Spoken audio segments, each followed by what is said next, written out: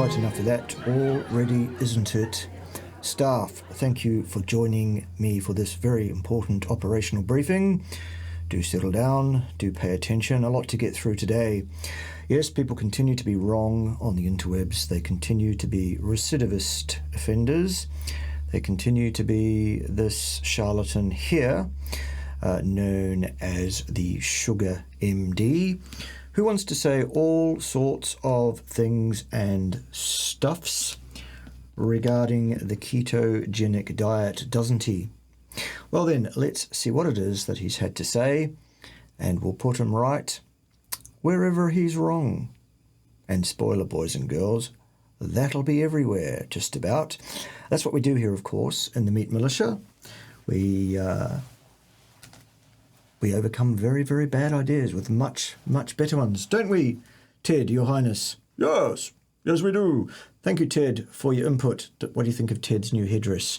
He's promoted himself to Regent and Lord of the Meat Militia now that Her Majesty Pym, Queen of the Pirates, has abdicated her throne just for now. And Ted, of course, is in there like a rat up a drain pipe, isn't he? Never misses an opportunity. Thank you, Ted, for your input. Go back down there and twiddle the knobs. Good boy, Ted. Right, let's hear from the Sugar MD, shall we? This study on nearly 500,000 people has bad news for keto diet. No, it doesn't. Not at all. False. Our diet can play a major role in our well-being and longevity. So it would seem. Yes, no real argument with that. So it is no surprise that researchers are analyzing the eating habits of people around the world. Except they're not doing that, Sugar MD, not whatsoever. What they're doing, often, these particular pseudoscientific crackpots, is they are asking people by way of a respondent survey, so what is it that you're eating typically? Those people are writing down all sorts of things, and the researchers are believing them, absolutely. They're not observing anything whatsoever, except people's responses to what they say when you ask them questions about what they eat. Goodness, that's not science. Not at all. What's next?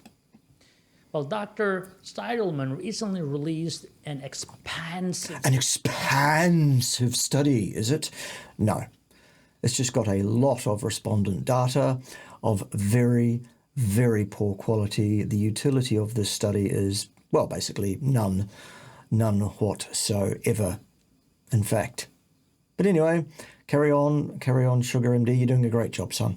Study about almost 500,000 people with their diets. No, with what they said their diets are. That's quite a different thing. What it revealed is not good news for keto fans. It's neither good nor bad news for keto fans. It does not impact keto fans, not one bit. This is a retrospective analysis of adjusted levels of outcomes, in other words, fabricated outcomes, from a large group of people who wrote lies down mostly about what they've been eating, either because they are incapable of actually accurately reporting what it is they have been eating, or indeed in some cases with malice aforethought, because people don't like to admit their bad habits, do they? Ted? Ted has no bad habits. Yes, keep twiddling those knobs, Ted. Good boy. Good boy. So no, this is not a study of value. Sorry. What they discovered, and this should come as no surprise, is that regardless of whether you live or what your daily diet is like, banning entire food groups... Well, carbohydrates are not a food group, though, Sugar MD. The exact dietary requirement for carbohydrates in human beings is 0 grams per day, not 1 gram ever. None at all. Zip, in fact. Okay? Human beings can derive everything they require nutritionally from the consumption of appropriate sources of proteins and appropriate sources of fats. No carbohydrates are required whatsoever. None. and thinking you can cheat your way into good health? Well, eating a species-appropriate, species-specific diet, which is in line with your genetic gift, is not cheating. It's using your intelligence. It's applying common sense and actual hard science findings from actual hard scientists who universally will ply their trade in science outside of the ring-fenced area of ideology, typically referred to as human nutrition science, because it's no such thing. It's a bought and paid for ideology. It's a propaganda. It's smoke and mirrors. Look, over there, shiny thing. Goodness. Right, carry on. May work for a while, but it may also send you to your grave too soon. Okay, number one, that's the great thing about the word may. It leaves may not as well entirely on the table. It is not a scientific determination of anything. It's just a word. This might happen. Yes, it might not too. And secondly, this is just extremist, propagandist fear-mongering. The keto diet might kill you. Yes, so might crossing the street tomorrow. But in actual fact, you're far, far more likely to die as the result of an accident while crossing the street than you are to do with anything connected in any way whatsoever with a ketogenic diet, so long as that ketogenic diet is remotely sensibly put together. Sorry about that, just the facts again. All right, carry on though, son. You're doing a great job of making a fool of yourself. The popular ketogenic diet, which involves strictly limiting carbs to less than 20 grams per day. Well, not necessarily. There are some people who advocate for more like 50. Some people have more than that and still call it a ketogenic diet. That's just one number used by some people. Which is about a small apple at tops, focusing primarily on high-fat foods. Not necessarily. Some people also advocate for an amount of protein, which is correct, too low or too high. There are all sorts of people advocating for all sorts of things out there in the nutrition space, precisely because there is no good hard science underpinning it. We don't have the answers from within the ring-fenced area of ideology known as so-called human nutrition science. Okay? Is one of those restrictive diets that may have long-term negative consequences. Yes, may have long-term negative consequences in big bold print up on the screen. May not too, and in fact there is no reason to believe that a long-term, sensibly put-together ketogenic approach to nutrition and lifestyle will remotely negatively affect your health consequences. No evidence supports that assertion of any kind, extant anywhere. It's just something that this bloke made up, or is mindlessly parroting because it suits his ideology. Okay. Other low-carb weight loss diets in this category include paleo diet, Atkins diet, Dukan diet, and you name it. The you name it diet. Have you heard of that one? I've not. Some of the advantages of going keto are difficult to deny, right? Impossible, in fact. High-fat, low-carb diet can be an effective strategy for quick weight loss. Yes, it can. And blood sugar control. Indeed. That's true. The keto diet may also be beneficial for children who have difficult to control epileptic seizures. Yes, and a bunch of other people would do well on the diet, because the appropriate form of a ketogenic diet is the species-appropriate, species-specific diet for human beings, and as such is the most likely to lead you to the best chances of robust health, longevity, and goodness of your experience of the world. People have seen excellent results managing Goodness, this thing sounds dangerous, doesn't it, kids? Let's stay away from this. those conditions on a keto diet with the assistance and guidance of professionals for decades. And who's a professional in the area of nutrition, given that there is no science underpinning it? Interesting, isn't it? However, There is some evidence that going low carb may cause people to become less glucose tolerant and There is no evidence of any such thing. In fact, if your assertion here by way of a tacit failure to state clearly otherwise, that is in any way pathological, it's adaptive. In fact, it happens for a reason. It happens for a very good reason, in fact, and is nothing whatever to do with diabetes in any way. Diabetes, by the way, is elevated blood glucose. Nothing else. Nothing to do with insulin or insulin resistance, so-called.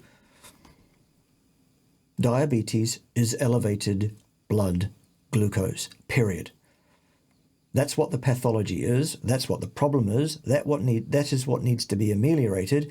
That is how the diagnosis is made. Okay? Nothing to do with insulin. Insulin plays a role in your blood glucose level control, absolutely. But insulin resistance is not the cause of diabetes.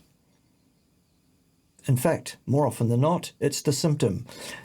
They've got that 180 degrees out of phase, most of these so-called professionals, health professionals. I've covered that in great detail on another video, or several other videos, in fact. You should search those out. Check them out. They're great. Ted thinks so, don't you, Ted? Ted thinks so. diabetes.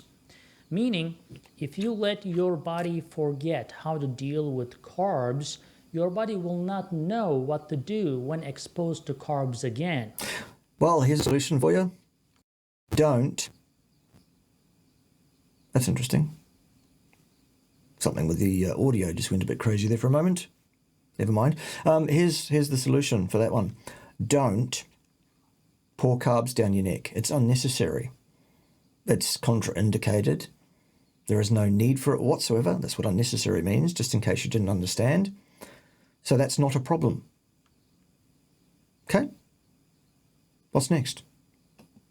Just like your muscles, you should not be working out hours and hours every day. This has got nothing to do with the intake of sugar MD.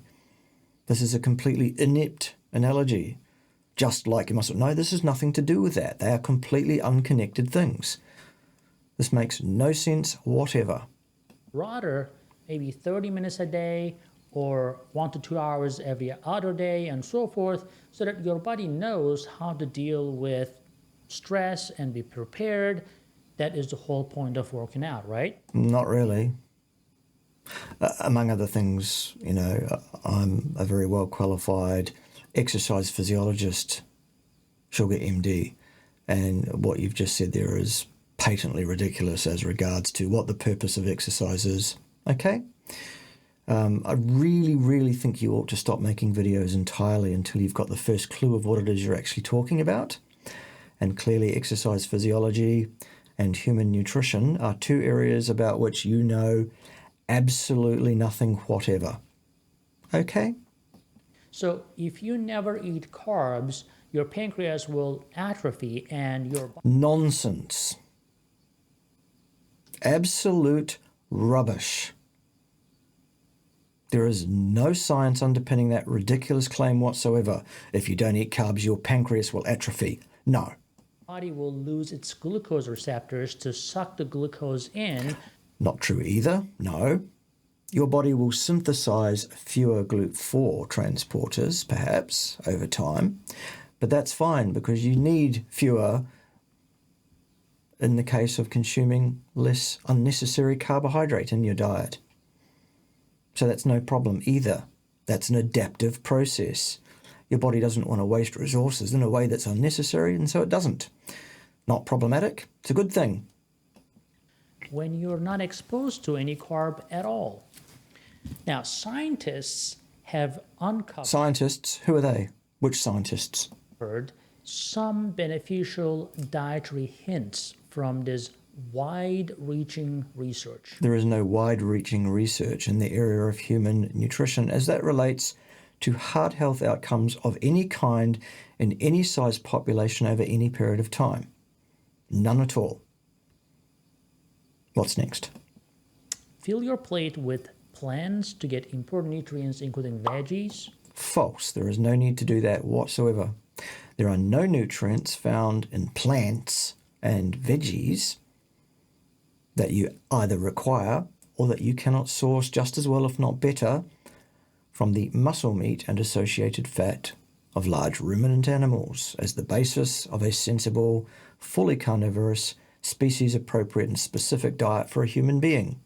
The exact requirement for the intake of plant materials is exactly the same as that for carbohydrates. Not 1 gram ever. What is next? Some grains. No grains. Not too much. How much is too much? Well, I can tell you it's any at all. No grains. Grains are utterly contraindicated for human health. What's next? Healthy fats and legumes. You don't know what healthy fats are, I bet. Any amount of money. And legumes, go and look up lectins. Leafy greens, go and look up oxalates. While you're there, look at other plant-based toxins such as phytates, tannic acids, glucoalkaloids, all those kind of things that really do cause very, very serious problems, it seems, in the digestive and endocrine immune systems of humans who are absolutely not evolved to eat such things at all, in fact.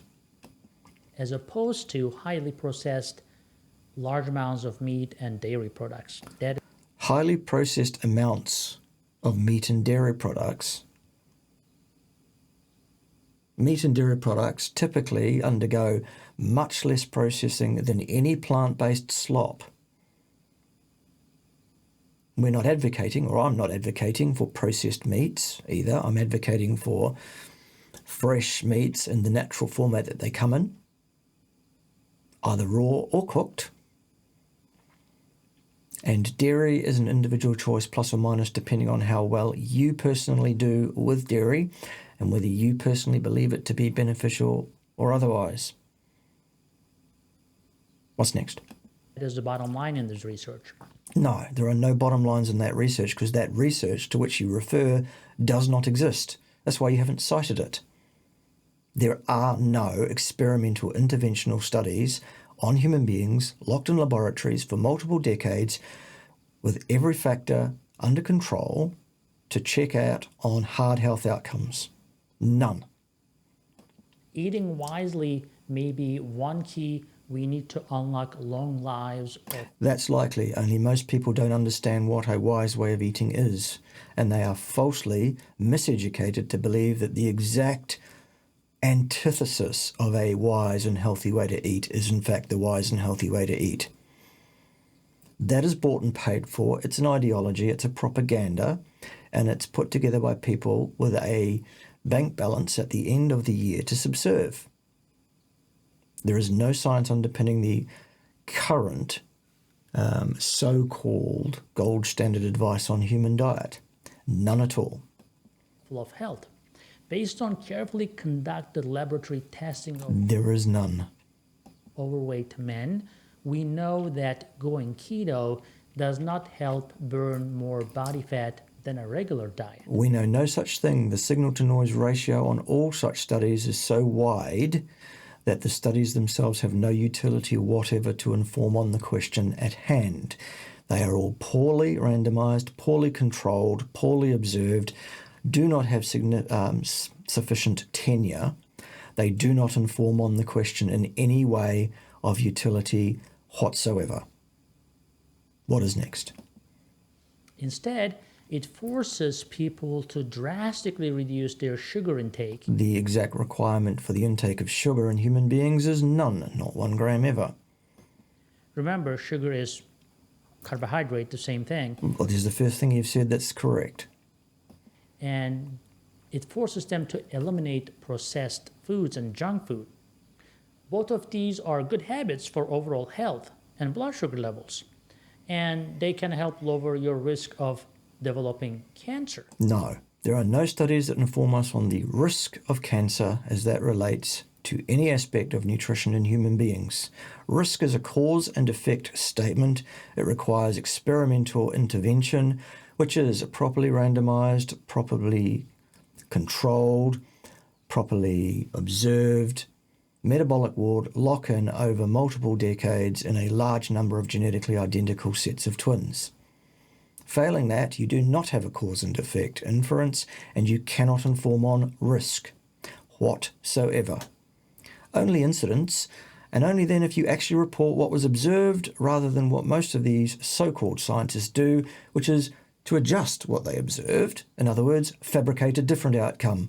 Scientists report what they observed. Pseudoscientists observe things under no control at all, in a very ill-disciplined manner, ignore what they actually observed and make up something else. They fabricate.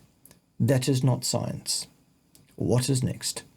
But doesn't mean that you should avoid all the good carbs. There are no good carbs in the diet. The exact dietary requirement for carbs is still not 1 gram ever. Good carbs. Just because you have to avoid carbs, that you cannot just pass on the good carbs that There are no good carbs still. your body needs. However, eating a special high-fat, low-carb diet, like taking aspirin, should probably not be an everyday habit for otherwise healthy people, right? Nonsense. The first part about a low-fat, moderate protein diet is good advice for people to do on a daily basis every day throughout the lifespan. Taking aspirin is not. What's next? Right? So some people need to take aspirin, but not everyone. Yes, some people, there might be an indication that aspirin might be a reasonable idea for a prescribed short period of time for certain reasons. Everybody, it may be harmful for some people, right? So unless we are literally starving, our bodies aren't designed to run on fat. Nonsense. Absolute, utter rubbish. False. Our bodies are absolutely designed to run on fat. Why do you think that's the storage form of food that we can use to produce ATP? If we weren't designed to run on it. Goodness sake. Ridiculous. We are absolutely designed to run on fat. In fact, we've been doing it for about 4.5 million years. That's a long time of evolution which supports the use of fat for the provision of energy. Okay? So some people claim the opposite, but normally our body is designed to run on glucose. That's Nonsense. Absolute rubbish. There are certain tissues of our body that do require glucose to run and will not run on fat. Examples, the brain. The testes are another example. Okay? That is why the human system has evolved in parallel with its ability to use fat for energy for most tissues. It has developed a system called gluconeogenesis, which produces all the sugar that is required for those tissues that require glucose. And it produces that glucose from non-glucose precursors, mostly fat. Okay, basic biochemistry. This bloke claims to be an MD and does not understand basic biochemistry or cellular energetics or common sense or when to shut his ignorant mouth. It's incredible. By which I mean totally lacking in any credibility whatever. That's why when you eat fat, your body converts that to glucose. No. Some of the fat you consume will be used, well, the glycerol backbones will be used to form sugar. Some of them. The fat does not just get burned automatically. You have to have... Oh my God. Number one, you don't burn anything. You oxidize things. Fats, carbohydrates, amino acids, alcohol. Number two,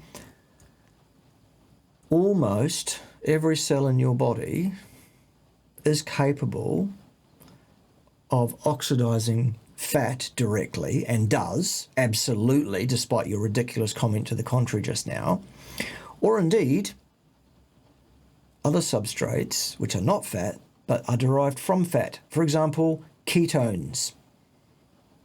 All right? The very thing that the ketogenic diet is designed to assist to lead the body to get into a position where it's more likely to be in higher levels of ketosis for more of the time. All right? Pretty straightforward. Glucose levels maintained. If the glucose was not necessary, you wouldn't have to worry about something called blood sugar at all. Well, fine. That's why you have gluconeogenesis, which any remotely sensible person who knows anything whatever about biochemistry knows about the existence of. You'll find it in any textbook in the world, so-called MD here. Clearly, you've never heard of it. Because you're about to turn around and say, so therefore we need to eat carbohydrates, because some of the tissues in your body require carbohydrates. You absolute buffoon. Ridiculous. Go on, though. So your blood sugar has to stay at a minimum of 70 to 90 to survive. Yes, and that's why you have gluconeogenesis. Fantastic. What's next? So those people who say that the glucose is not essential is absolutely incorrect. Otherwise, It is not essential in the diet, buffoon.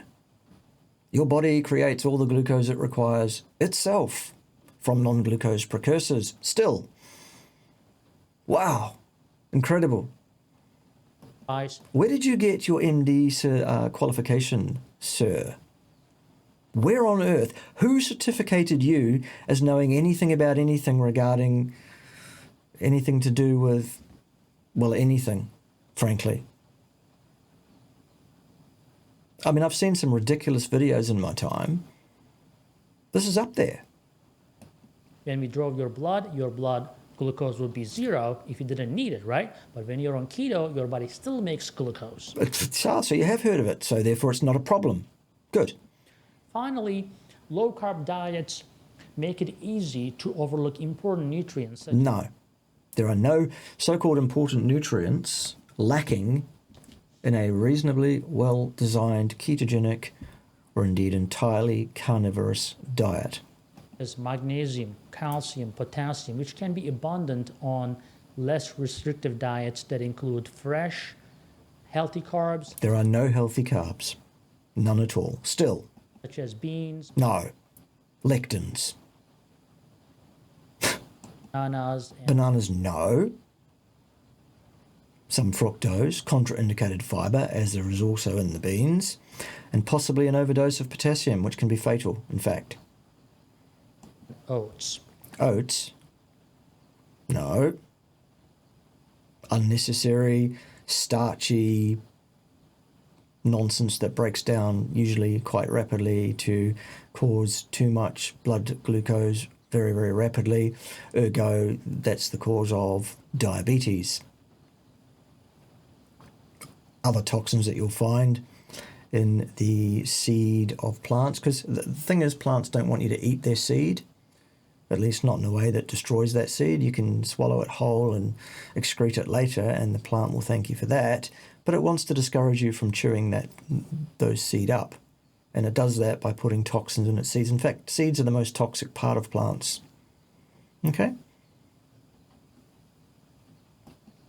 More research indicates that people who consume whole foods, nutrient-dense foods, like meat is both whole and nutrient-dense. In fact, far more nutrient-dense than anything from the plant kingdom. Live the longest. No, there is nothing that can inform us on the lifespans of people in a cause and effect way. There are loosely, ill-disciplined, badly or not even controlled at all naturalistic observations of retrospective cohorts. They do not inform on any person's likelihood of anything going forward from this point forward. They are incapable, and they are usually fabricated in terms of their outcomes as well. We've covered this. Epididdly-doodly-moodly-mology. It's nonsense. What's next?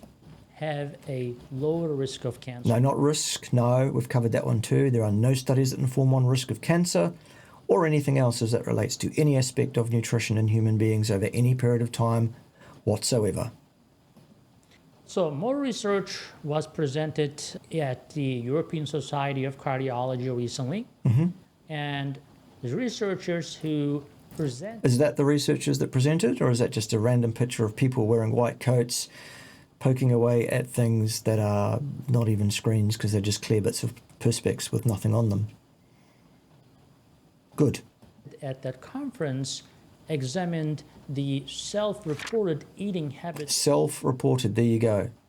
Invalid. Forget it. We're done. What's next? Of nearly 25,000 people in the United States and compared their findings to studies involving over that other study that we just talked about, the 500,000 people.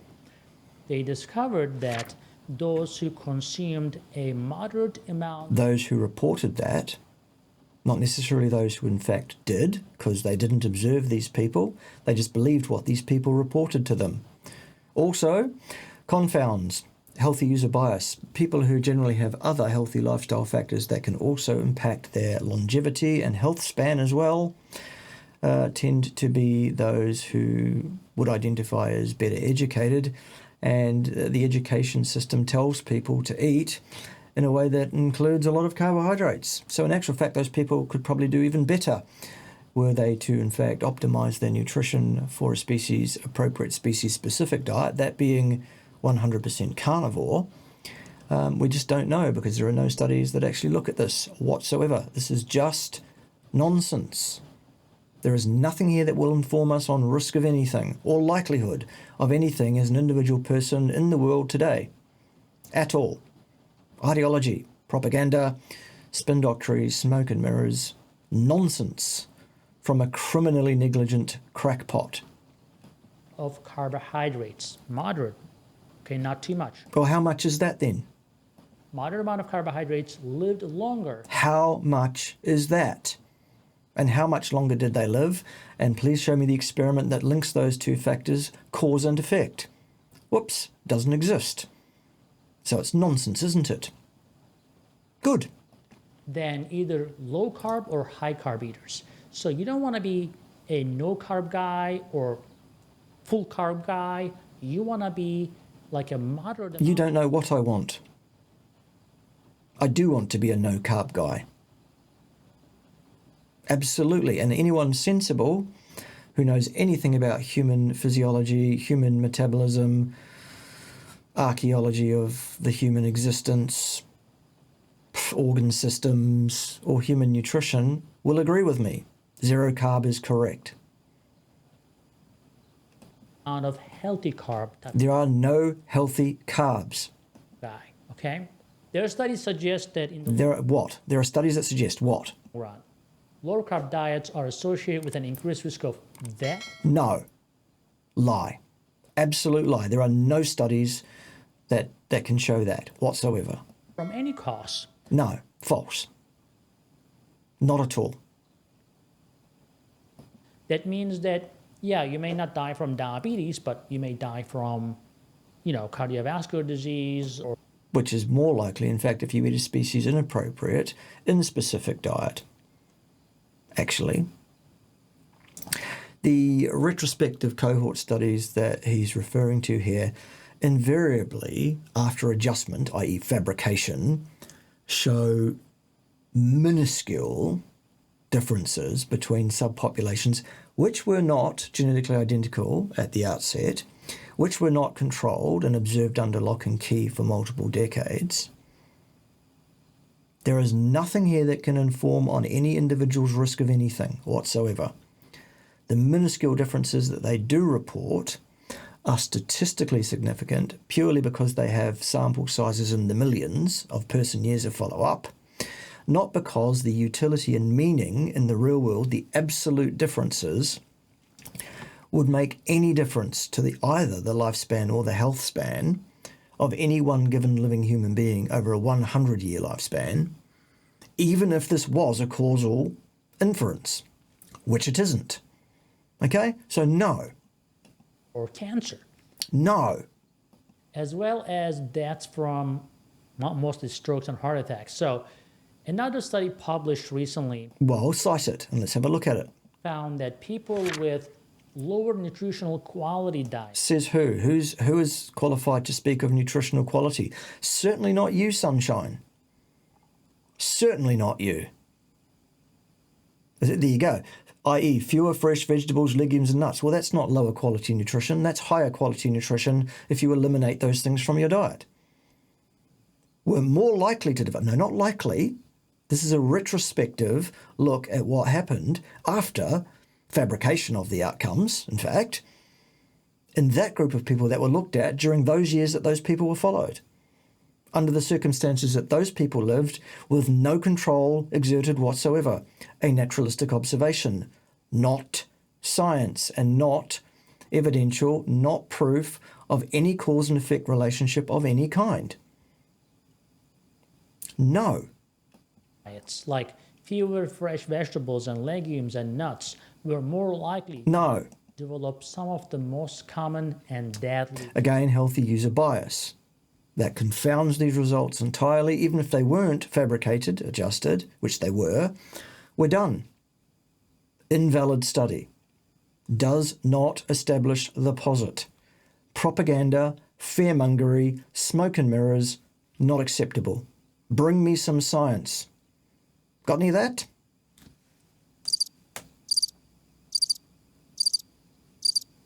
Right, that's what I thought. Cancers, including colon cancer, No. stomach cancer, No. lung cancer, No. liver, breast, No. and No. None of those.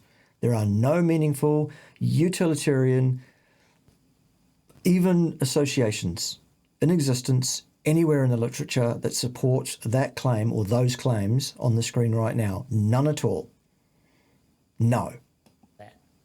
Essentially, we are learning that there are no Well, some of us have been learning one or two things over the last 25 years or so that I've been a senior publishing academic in this field personally. Sugar MD. Some of us have been learning. shortcuts to healthy living, okay? Calculating the exact type of diet that leads to a long life. See, leads to, that's a cause and effect statement. Do you have any experimental studies that can make any assertions regarding cause and effect of any hard health outcome in human beings as it relates to any aspect of nutrition whatsoever? Shall we wait? Yes, that's what I thought. No again. Can be difficult.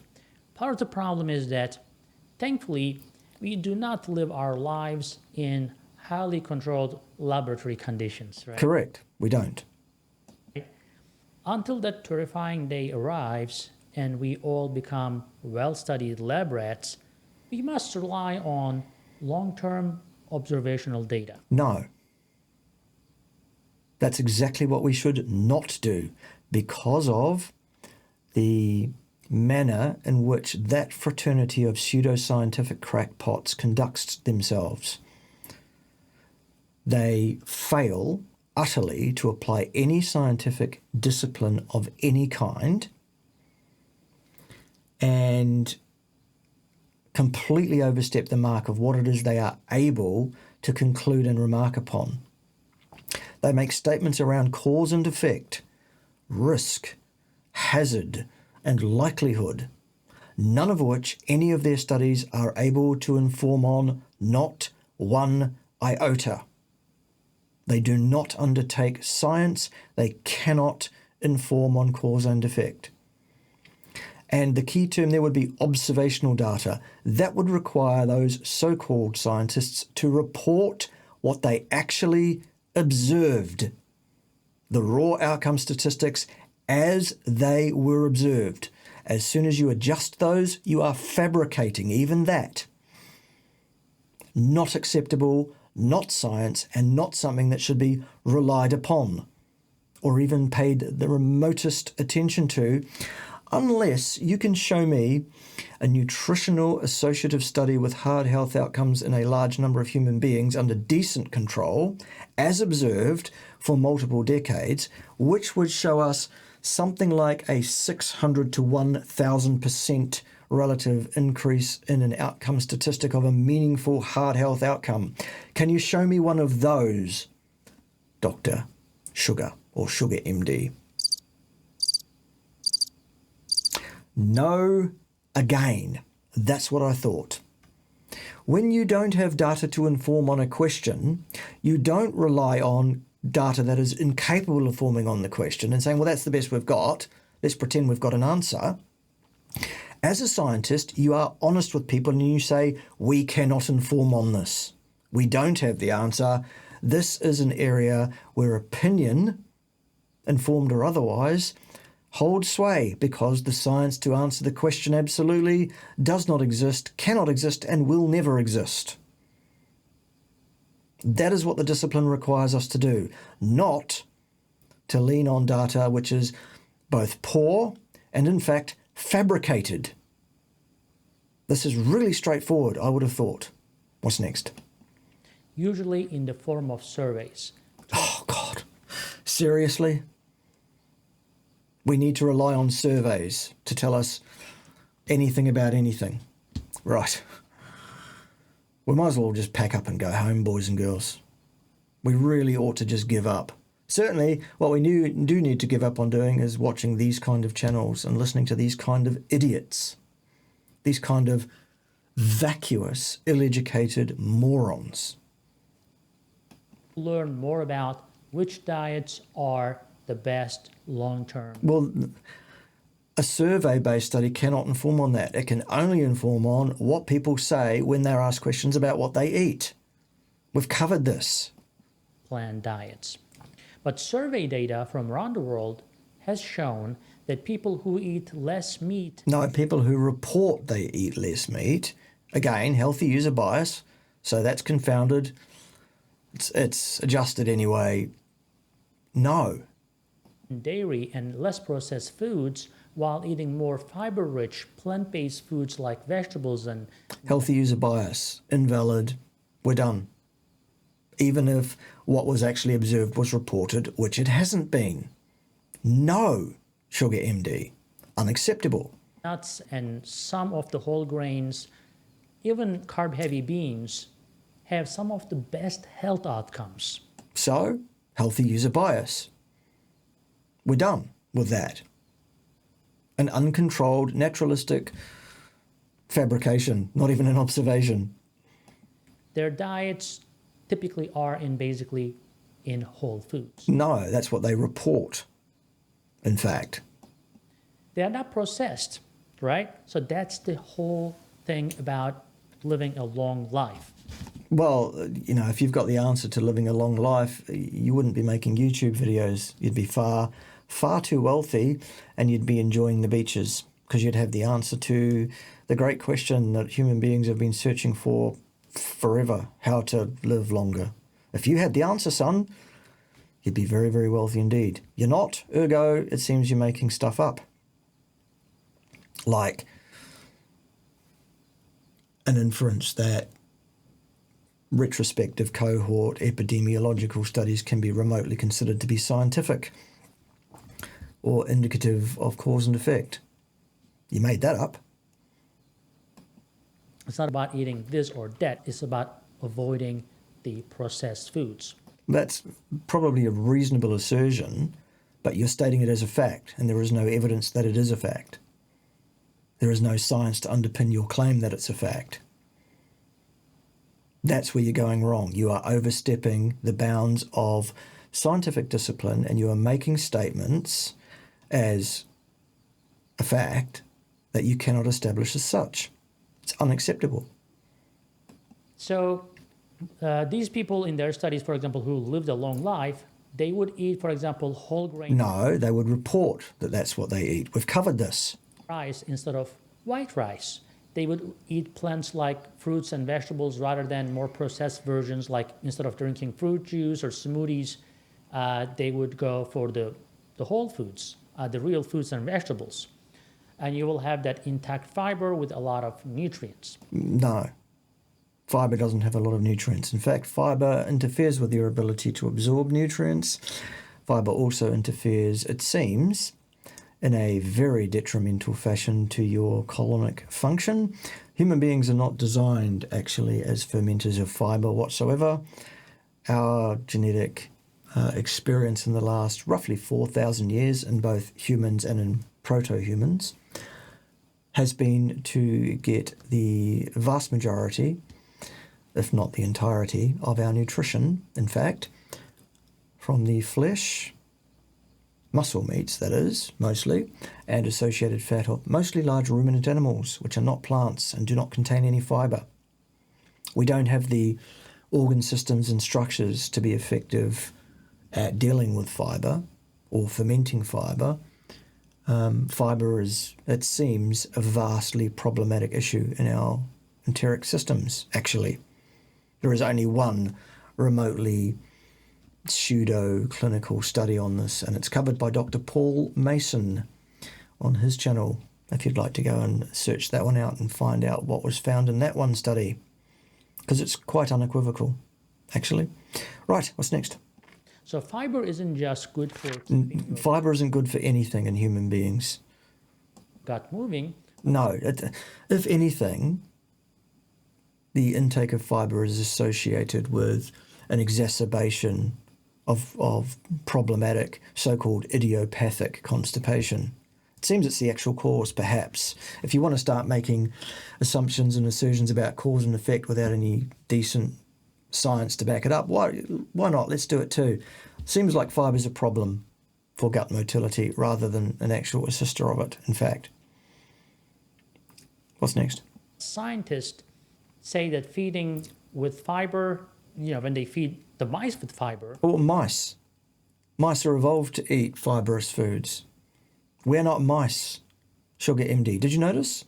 We're human beings. We have different systems, different needs, a different ecological niche, a different genetic experience over the last at least 4 million years. We're not those guys, okay? We're completely different animals, so your credibility is getting less and less by the second. They discovered that the carbs, which aren't absorbed by the body. By the mice's body, you mean? Yeah? It really can help you from aging. No, I'm not a mouse. Neither are you. From the damaging chemicals. Again, you're now talking about eating fibre can help a human being avoid aging. Show me the studies that back that up. Again, no, absolutely not. Associated with Alzheimer's disease, and it reduces the inflammation in your gut. And it can increase it vastly as well. In fact, the one study that actually looks remotely pseudoclinically at this particular issue, again, go and look up Dr. Paul Mason on his YouTube channel and look at his video about what fibre does to enteric function, apparently. The researchers were confident that the health benefits of eating more fiber. Well, that invalidates their study before you even talk about what they found, doesn't it? Because scientists aren't confident about anything. What scientists do is they propose a hypothesis, they then test it in a scientifically rigorous and valid, disciplined fashion, and they report what they observed with regard to was their hypothesis borne out or was it not, under the circumstances of the particular methodology of testing that they used on that occasion with those subjects. Nothing else. Okay? Extend to humans as well, because they couldn't really find a lot of guinea pig human beings, so they... Well, so there you go. So forget about it. Ridiculous claim. We are not rats, mice, guinea pigs. We are human beings. Studies in rats, right? So, however, sticking to a plant-based diet high in fiber... That's a bad idea. That's an extremely bad idea. Human beings for about 4 million years, both in our current form and in proto-human forms, have got the vast majority of our nutritional intakes in the form of the flesh and fat, mostly of large ruminant animals. There's been very little plant material of any kind, very little carbohydrate of any kind, including starch. There's been a small amount of fibre taken in from time to time by human beings in the form of basically entirely fibrous roots and tubers. Nothing like ones that we have selectively bred for that are available to modern people in the supermarket. Okay? Humans are absolutely ecologically, evolution-wise, and in every other way, organ systems-wise, comparative anatomy and physiology-wise, human beings are obligate hyper-carnivores. If you fail to consume a species-appropriate, species-specific diet, that will have a negative impact on both your health span and your lifespan as well, it seems. We can point to the anecdotes of this occurring all over the place. We're not claiming cause and effect over here. We are disciplined enough to say we don't have the evidence any more than you guys do. The difference is we're honest about that. We don't have the experimental evidence. We are looking at the totality of the scientific inferences available. We are looking outside of the so-called human nutrition science fraternity, that ring-fenced area of ideology, which is controlled almost entirely by pseudoscientific crackpots known as nutritional epidemiologists. There is basically no clinical research of meaning or utility being undertaken in human nutrition anywhere in the world, and there never will be. It's not ethical, it's not practical, it's not financially viable. It's just an area of ideology. It's bought and paid for. And if you believe there's any science going on in that field, you're a fool. And you have been fooled. You need to wake up and smell the bacon. All right? And you need to stop listening to idiots like this clown here, who just because he's got MD after his name, expects you to believe that he knows the first thing about this topic. It's absolutely clear he does not remotely know anything about this at all. Okay? What's the summary going to say? It can be difficult on a low-carb diet because, especially if you have diabetes, some of the high-fiber foods are like beans and peas and sweet fruits and so forth. They're high in carbs. Well, you don't need those, whether you're a type 1 diabetic or not. What you need to do is set your diet up appropriately for your species and then adjust your insulin if you're a type 1 diabetic to suit that. It's not the other way around. You don't set your diet up to suit an inappropriate prescription for the wrong type of insulin at the wrong times and the wrong volumes, at the wrong administration dose. That is ridiculous. What's next? So it's not a common pattern to eat very low carb, strictly plant-based, at least not in the Western world where... Or anywhere in the world. Really? It's a very, very much a minority pursuit of people attempting to gain their nutrition from plants when that is not how we're evolved. We are obligate hypercarnivores. You cannot derive all the nutrient you require for a robust health and longevity from plants. Plants will, it seems, have a deleterious effect on your health at large over the moderate term to long term. That seems unequivocal from the anecdotes. Again, no evidence. We're not claiming it over here. You guys are claiming otherwise, but you're not providing the evidence. You are misleading people about what you believe is evidence. Okay? That's the difference here. The vegan diet, a plant-based diet solely, is contraindicated clearly in my mind and in the minds of anybody remotely sensible, in my opinion. We're done with that. There is no argument that can support that position at all. Everybody wants to eat meat every day. Not everybody wants to eat meat every day, but they should. It is, right? But people on low-carb diet frequently eat more butter and meat. Yes. Yes. Can raise not only blood pressure, but also... No, not at all. Eating meat and butter will not raise your blood pressure. That is ridiculous. So eating a lot of processed meats contribute to cancer as well. No, again, cause and effect statement, unsubstantiated anywhere in the literature whatsoever. So meat and dairy can cause inflammation in our body. No, They don't. In fact, a carnivorous diet which is devoid of plant material seems to be the most anti-inflammatory diet that I've ever seen in a large group of people who have been undertaking such a diet for a number of years, who exhibit the lowest markers of chronic systemic inflammation that I have seen in any population, in fact. So, again, can is like may. It leaves maybe not 2 on the table, doesn't it? And it seems like not is the correct answer here with inflammation and meat, dairy. Dairy, much more likely to lead to inflammation than meat because many, many people have dairy intolerance. Meat intolerance, not so much.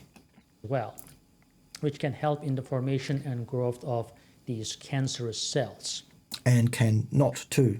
That's the thing about can. It leaves cannot on the table. The new scientific findings all support what parents, trainers, and coaches have been saying for years. No, they don't. Another false statement. Wrong again.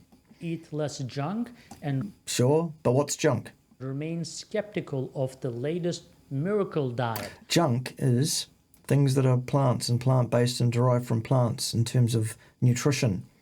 Plants have their place with humans, absolutely, and that is in the medicinal nutraceutical fields, not, however, as the basis for human nutrition. No, not at all. Whether keto or any other passing fad. Well, Keto, a passing fad, you say? Well, the ketogenic pathway in human metabolism evolved over the last 4 million years, and the vast majority of that time, the human dietary pattern was, in fact, hugely ketogenic. So that's really much a fad, isn't it? 4 million years, 4.5 million years, very fad-like. You absolute ridiculous clown. Goodness gracious me. thanks for watching. I hope You're welcome. Thanks for watching my video, boys and girls, staff. He's summing up, so I think we're done, frankly. Hope you got something from this operational briefing from the Meat Militia, yours truly, the Field Marshal, and His Eminence,